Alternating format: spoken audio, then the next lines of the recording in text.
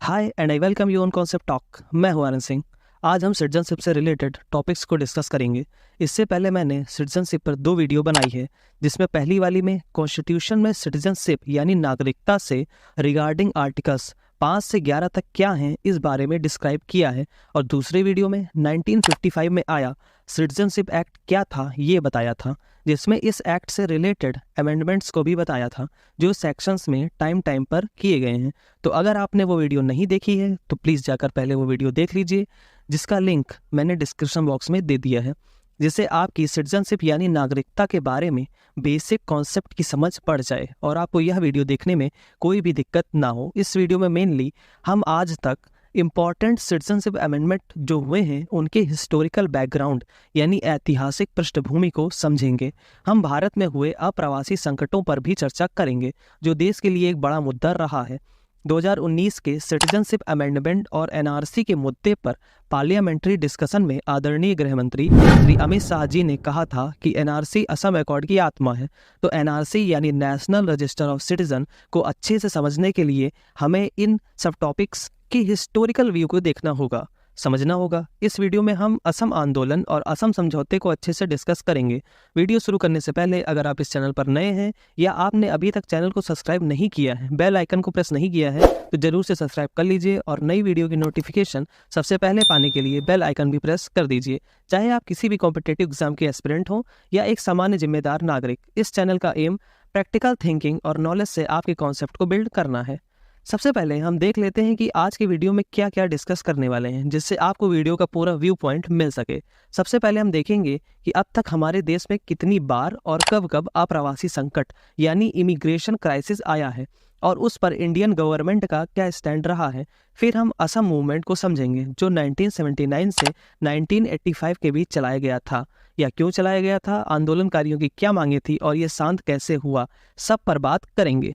फिर हम असम अकॉर्ड को देखेंगे जो बहुत इंपॉर्टेंट है।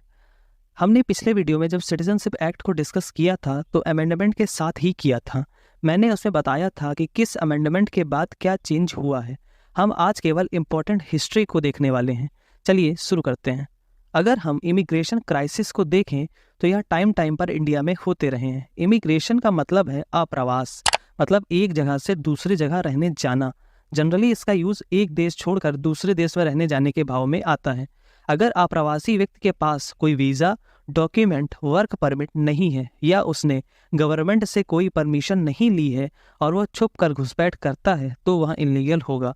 तो अगर इमिग्रेशन की बात करें तो 12th से 20th सेंचुरी के बीच में ईरान से पारसीज का इमिग्रेशन हुआ था। पारसी इंडिया में रिफ्यूजी यानी शरणार्थी बनकर आए थे। 7th सेंचुरी में ईरान एक पारसी बहुमत वाला एक राजनीतिक रूप से स्वतंत्र राज्य था। पारसी जोरास्ट्रिज्म को फॉलो करते थे। जोरास्ट्रिज्म वहाँ का रिलीजन था। फिर अरबों का आक्रमण हुआ और ये एम्पायर खत्म हो गया। परसिक्यूशन से बचने के लिए वहाँ के पारसीज भागे। पलायन के दौरान पहले ये सब नॉर्थ ईरान में बसे, फिर होमोस पोर्ट में, बाद में ये सब समुद्र के रास्ते भारत आ गए। ये भारत में गुजरात में आए थे, जहाँ के राजा जदी राणा ने इन्हें शरण दी। यहाँ इन्होंने सज्जान सिटी को डेवलप किया। पहली प्रवासी संख्या लगभग 18,000 थी। इस सब के बारे में पूरा विवरण महाकाव्य किस्सा ए संजान में मिलता है। 2011 के सेंसस के अकॉर्डिंग इस समय इंडिया में 57,264 पारसीज हैं, जिसमें सबसे ज़्यादा महाराष्ट्र में, फिर गुजरात में है। पारसियों का इंडियन इकोनॉमी में इंपॉर्टेंट रोल रहा है। तो ये था कि कैसे पारसी इंडिया में आए और बसे। आज़ादी के बाद जब इंडिया और पाकिस्तान अलग हुए तो तकरीबन 1 करोड़ से ज़्यादा लोगों का आना जाना हुआ। भारत से 2 हिस्से अलग हुए, एक ईस्ट पाकिस्तान और एक वेस्ट पाकिस्तान। वेस्ट पाकिस्तान आज का पाकिस्तान है, जबकि ईस्ट पाकिस्तान आज का बांग्लादेश है। 1950 में चीन ने तिब्बत पर कब्जा कर लिया था। यह चीन की दक्षिणी पश्चिमी सीमा पर पड़ता है। 1956 से लेकर 10 मार्च 1959 तक तिब्बत के लोगों का गुस्सा भड़का। इसी वक्त पहला विद्रोह हुआ, हजारों लोग मारे गए। दलाई लामा वहां से भागकर भारत आए, उनके साथ उनके हजारों फॉलोअर्स भी आ गए थे। तो ये एक प्रकार का अप्रवासी संकट ही था। ये लोग आज के टाइम हिमाचल प्रदेश में धर्मशाला के पास मैकलोडगंज में बसे हैं। कुछ अप्रवासी संकट और आए, जैसे 1979 में जब सोवियत अफगान वॉर हुआ तो अफगानिस्तान से माइग्रेशन इंडिया में हुआ। 1980 से 2000 में श्रीलंका में सिविल वॉर की वजह से भारतीय मूल के तमिल लाखों की संख्या में मूल रूप से तमिलनाडु आ गए थे। इस टाइम पर 2 समझौतों के बाद लगभग 7 लाख लोगों में से 4.5 लाख को नागरिकता भारत दे चुका है। 1 लाख अभी भारत में रिफ्यूजी हैं। अब हम उन 2 इम्पोर्टेंट इमिग्रेशंस की बात करते हैं जिनके बारे में आप जरूर न्यूज़ में सुन चुके होंगे। पहला बांग्लादेश से आए आप्रवासी और दूसरा म्यांमार से आए रोहिंग्यास। म्यांमार में रोहिंग्यास का इशू 1982 से है, जब से वहाँ वर्मा सिटीजनशिप एक्ट आया था। उस टाइम वहाँ से इनका इमिग्रेशन ह्यूज अमाउंट में बांग्लादेश में हुआ था। 2017 में जब म्यांमार में सिविल वॉर स्टार्ट हुआ तो फिर से माइग्रेशन हुआ और लाखों में रोहिंग्यास डायरेक्ट या बांग्लादेश के रास्ते भारत आ गए थे। इंडियन गवर्नमेंट इस पर बहुत ज़्यादा सीरियस है।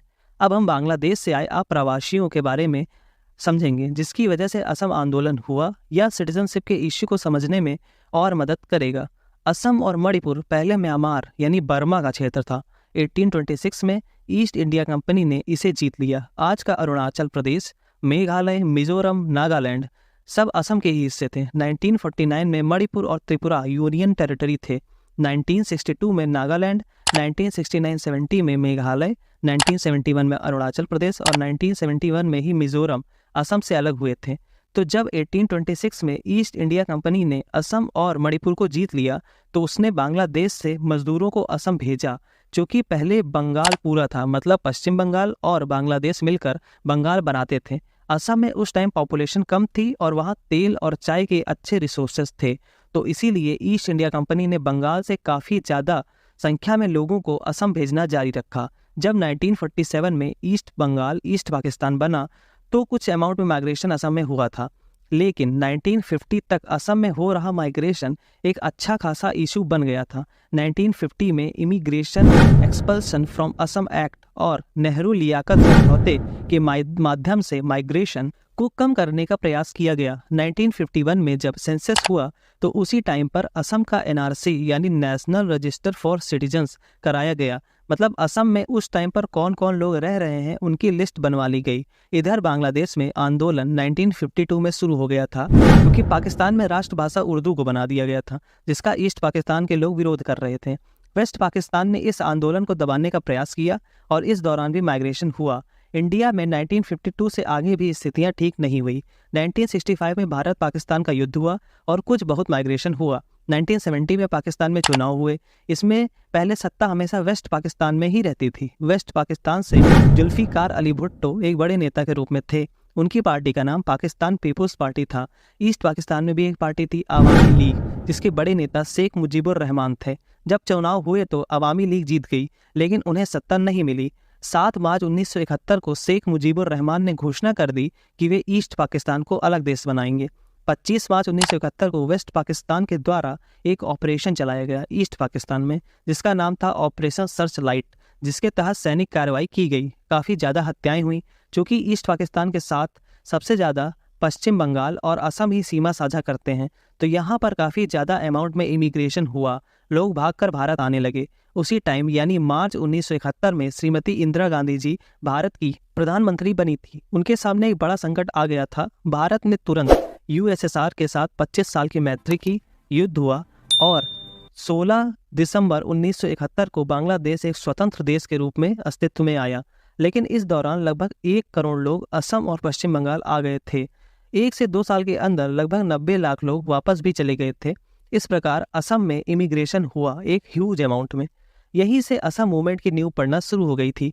1971 के बाद भी बांग्लादेशी असम आते रहे। स्थानीय लोग इससे भयभीत होने लगे। उन्हें लगा कि अगर ऐसा ही चलता रहा तो जल्द ही वो लोग माइनॉरिटीज़ हो जाएंगे। उन्हें उनकी भाषाई, सांस्कृतिक और राजनैतिक असुरक्षा का संदेह होने लगा था। 1978 में चुनाव होने थे। खबर आई कि इस टाइम की मतदाता सूची और कुछ साल पहले की मतदाता सूची में बहुत बड़ा गैप हो गया है। इसमें अप्रवासियों की संख्या एकदम से बढ़ गई है। इन्हीं सब कारणों से असम मूवमेंट स्टार्ट हुआ, जिसका नेतृत्व आसू यानी ऑल असम स्टूडेंट यूनियन और AAGSP यानी ऑल असम गण संग्राम परिषद ने किया। इनकी मांग थी कि अवैध घुसपैठियों को गिरफ्तार किया जाए, फिर इनका नाम मतदाता सूची से हटाया जाए और इन्हें इनके देश वापस भेज दिया जाए। इस आंदोलन की शुरुआत 8 जून 1979 को मानी जाती है। 1979 दिसंबर में लोकसभा के चुनाव में आंदोलनकारियों ने कड़ा विरोध जताया और असम की लोकसभा की 12 सीटें रिक्त रह गईं। 1980 से 1983 तक असम में राष्ट्रपति शासन प्रेसिडेंटल रूल लगा रहा।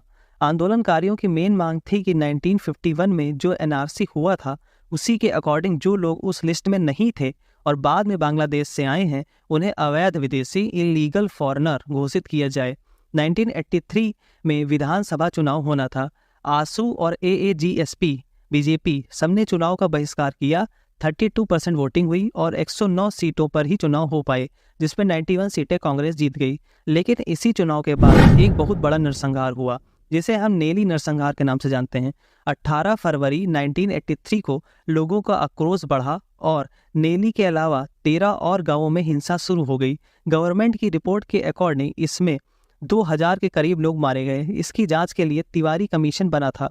इधर 1983 में ही इंदिरा गांधी जी की गवर्नमेंट ने एक एक्ट पारित किया, IMPT एक्ट यानी illegal migrants determination by tribunals act 1983, जिससे 2005 में सुप्रीम कोर्ट ने Sarbananda Sonowal versus union of India के केस में असंवैधानिक घोषित कर दिया था। इस एक्ट में था कि 25/3/1971 के बाद जो लोग असम में आए हैं उनके निष्कासन के लिए ट्रिब्यूनल्स बनेंगी, लेकिन आरोप सिद्ध करने का दायित्व जो कंप्लेंट करेगा उस पर ही होगा। जिस भी आदमी के खिलाफ कंप्लेंट करेंगे वह आपके घर के 3 किलोमीटर के अंदर ही होना चाहिए। इसी तरह के और प्रावधान, लेकिन इस एक्ट से कुछ खास नहीं हुआ। स्थितियां वैसी की वैसी ही रहीं, कोई सुधार नहीं हुआ। 1985 में जब राजीव गांधी जी पीएम बने तो उन्होंने 15 अगस्त 1985 को एक समझौता किया जिसका नाम था असम अकॉर्ड यानी असम समझौता। इस अकॉर्ड पर 3 पक्षों ने साइन किया था, इंडियन गवर्नमेंट के होम सेक्रेटरी, असम गवर्नमेंट के चीफ सेक्रेटरी और आसू और एएजीएसपी के नेता प्रफुल्ल कुमार महंत, भृगु कुमार फूकन और बिराज कुमार शर्मा। इस अकॉर्ड में बेस ईयर 1 जनवरी 1966 को माना गया था। इसके प्रावधान थे 1 जनवरी 1966 से पहले असम में आए लोग और 1967 के चुनाव रजिस्टर में शामिल लोगों को सिटीजनशिप दी जाएगी।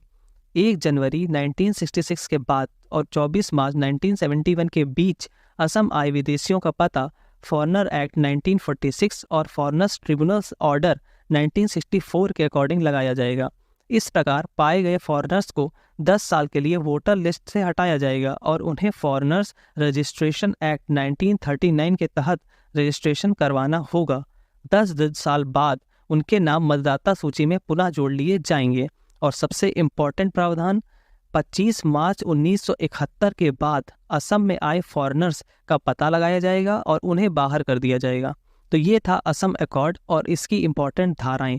असम अकॉर्ड को अच्छे से लागू करने के लिए एनआरसी की जरूरत थी। 1985 में असम चुनाव में आसू और एएजीएसपी ने मिलकर एक नई पार्टी बनाई, एजीपी असम गण परिषद, और उस चुनाव में एजीपी जीत गई। सीएम बने प्रफुल्ल कुमार महंत और होम सेक्रेटरी बने भृगु कुमार फूकन। तो ये था पूरा सिटीजनशिप से रिलेटेड हिस्टोरिकल व्यू। अब नेक्स्ट वीडियो में हम डिस्कस करेंगे सिटीजनशिप एक्ट 2019 और एनआरसी को। आई होप आपको वीडियो अच्छा लगा होगा और आपने कुछ नया सीखा होगा। इसी तरह की वीडियो के लिए like, share and subscribe the channel. Vande Mataram.